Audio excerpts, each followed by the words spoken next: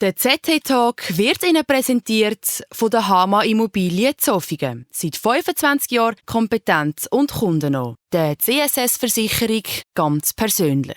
Und von der Aargauischen Kantonalbank am richtigen Ort.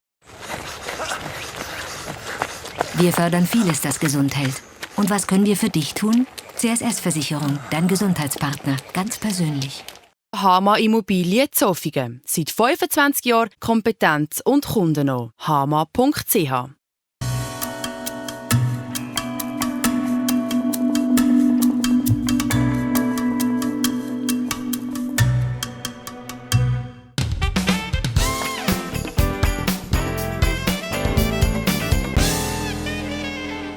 Meine Damen und Herren, Sie sehen es, heute kommt der ZT-Talk nicht aus dem Studio. Heute sind wir zu Gast in der Badi Rotrist. Herzlich willkommen. Gast und Gastgeber ist der Mann, der den ganzen Betrieb hier überwacht. Wir reden über die Sonnenseiten, aber auch über die Schattenseiten der Badesaison, die vielen Unfälle. Nämlich, ich freue mich, dass wir das mit einem sehr kompetenten Mann, sehr erfahrenen Badmeister machen können. Herzlich willkommen, Sami Tschirki. Herzlich willkommen.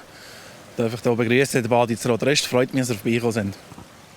Herr Tschirki, Betriebsleiter Badi Rotrist, Badmeister, ist das ein Traumjob für Sie gesehen, immer und heute noch? Für mich ist das ein Traumjob. Und zwar, weil man drinnen arbeiten kann, man kann draussen arbeiten, man hat einen Haufen Abwechslung, man hat einen Haufen tolle Begegnungen. Und darum, ich will nichts anderes. Was sind die tollsten Aspekte? Die grosse Abwechslung, der Kontakt zu den Gästen. Die Diskussion, die man mit den Gästen führen kann, das Erlebnis austauschen und natürlich auch einfach das Ganze drumherum, das dazugehört. Fühlen Sie sich auch ein bisschen als Gastgeber? Auf jeden Fall. Wir sind ein Dienstleistungsbetrieb und somit fühle ich mich schon auch als Gastgeber. Was sind Aspekte, die Sie nicht unbedingt haben in diesem Job? Unnötige Diskussionen mit Gästen, die nicht die Regeln befolgen oder nicht das machen wollen, wie wir es haben wollen. Und was sind so die Regeln, die dann am meisten so ein bisschen missachtet werden?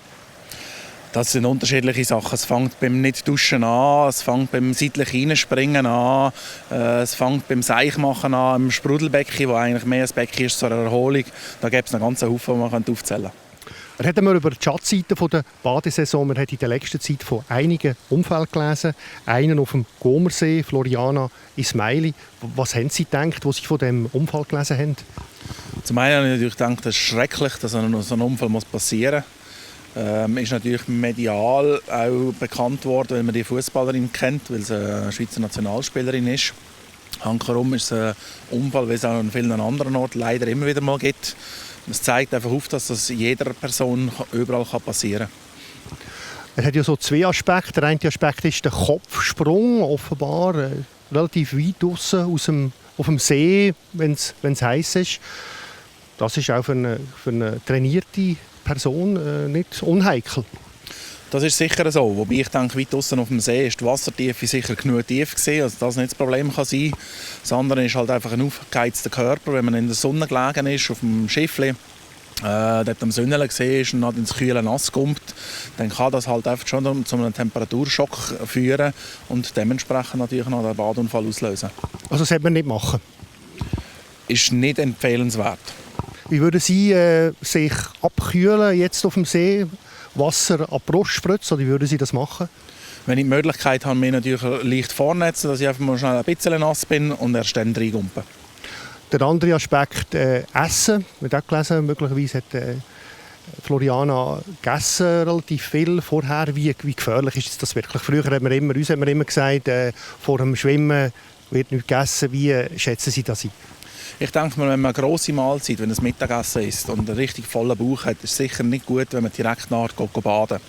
Aber wenn man jetzt eine kleine Zwischenverpflegung, wenn es Zvieri oder ein Glas nimmt, ist das sicher kein Problem. Es ist ja so, dass der Körper zum Verdauen auch recht Energie braucht.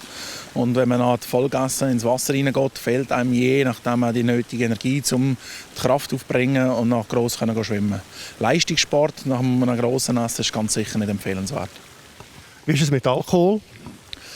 Alkohol in vernünftigem Maß, das heisst, ein Feuerobenbierchen trinken und dann danach noch einen Hüpfer ins Wasser, das ist sicher kein Problem, oder schaue ich nicht das problematisch an.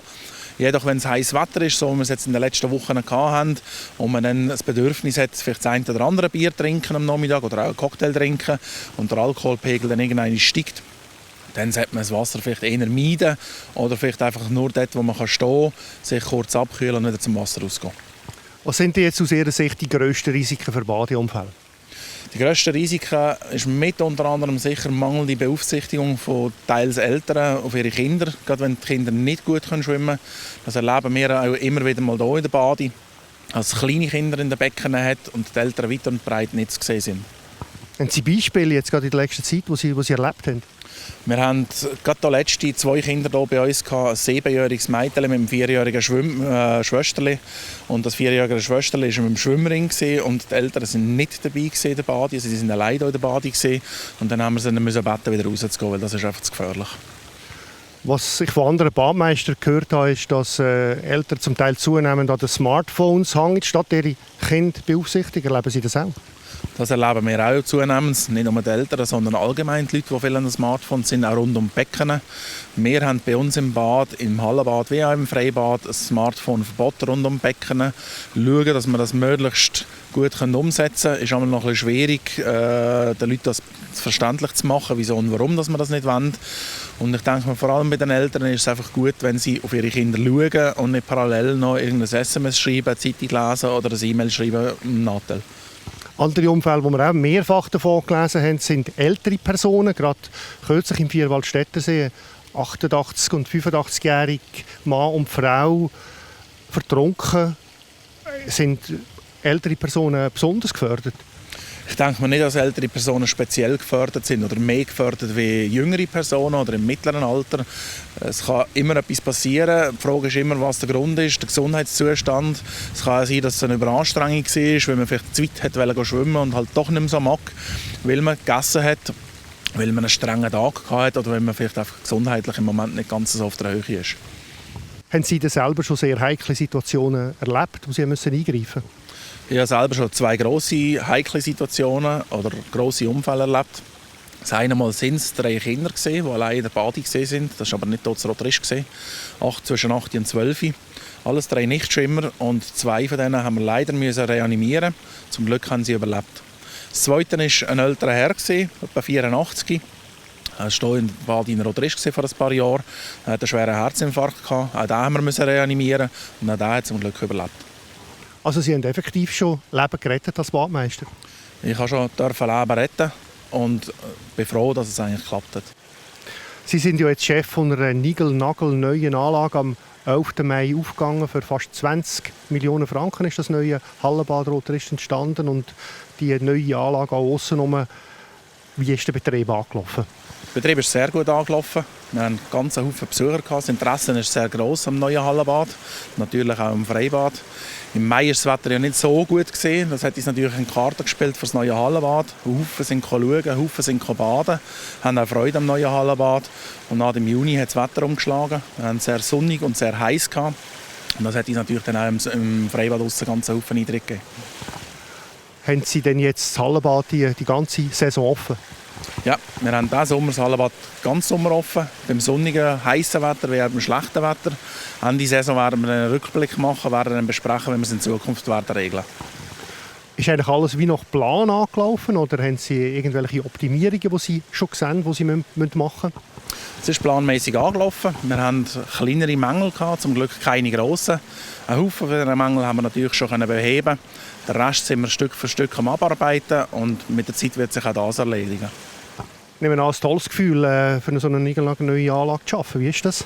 Sehr ein tolles Gefühl. Ich freue mich, dass ich Betriebsleiter sein darf von dieser Anlage und ich mache es auch sehr gerne. Wenn Sie jetzt könnten, wählen, würden Sie eigentlich gerne mal ans Meer oder an einen See arbeiten, so ein bisschen Baywatch-mässig? Und das Meer gehe ich sehr gerne in die Ferien. Am See könnte man vielleicht noch vorstellen zu arbeiten, wobei ich mich sehr wohl fühle in einem Hallen- und Freibad als Betriebsleiter und Badmeister. Am See oder am Meer muss man ja noch mal ein bisschen mehr aufpassen, wie die Statistik sagt. Können Sie dazu noch etwas sagen? Das ist effektiv so. Also wenn man die Statistik von der SLRG anschaut, sieht man, dass ein Haufen Unfälle an See und Flüsse oder eben Fliessgewässer passieren. Die Gefahr ist dort natürlich sehr, sehr gross, dass man sich dort auch überschätzt. Vor allem, wenn man die Strömungen nicht lesen kann in einem Fluss. Und im See sind die Distanzen halt einfach viel grösser bis zum nächsten Ufer. Da kann man nicht einfach schnell sich am Beckenrand heben und ein Päuschen machen. Letzte Frage, was wünschen Sie sich für den Rest der Saison, sich und den Gästen der Badi Roter Rist? Dass wir einen tollen Sommer haben, einen gemeinsamen tollen Sommer, keine Unfälle und wenig Diskussionen, die unangenehm sind. Herr Tschirchi, ganz herzlichen Dank, dass wir bei Ihnen sein und über das Baden und Badi reden. Ich wünsche Ihnen eine ganz tolle Saison. Wir sind natürlich die nächste Woche wieder mit dem ZT-Talk bei Ihnen mit einem anderen Thema. Der wieder aus dem Studio. Machen Sie es gut. Bis zum nächsten Mal.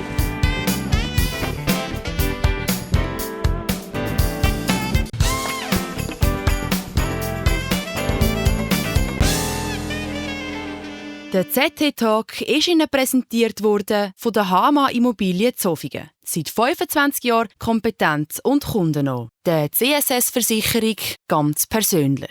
Und von der Aargauischen Kantonalbank am richtigen Ort. Mami, da. Gesund werden braucht Unterstützung. Und was können wir für dich tun? CSS-Versicherung, dein Gesundheitspartner. Ganz persönlich.